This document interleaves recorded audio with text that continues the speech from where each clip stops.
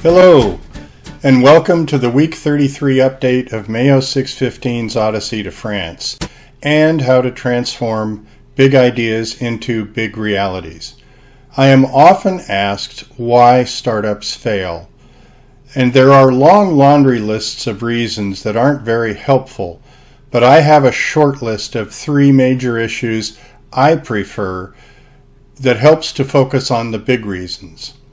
The first reason for startup failure, and the most common, is market problems like inadequate research, limited knowledge of the customer, or poor market timing.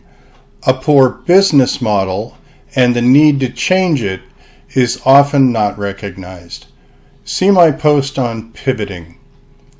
The second reason is a poor management team, which should be obvious but often is not, and the reluctance to deal with changing the team.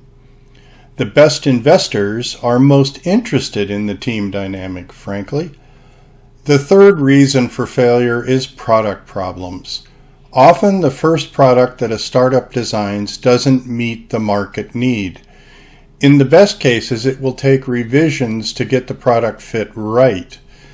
In the worst cases, a complete product rethink is required. Engineering-driven teams most often have those kind of product problems. There are many other reasons, but they are less common. I have added an entrepreneur resources playlist to this YouTube channel, and remember the 400 plus posts on my blog, Mayo615.com, including posts on why companies fail.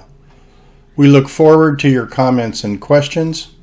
We will respond to all comments and questions and may feature comments in our update videos.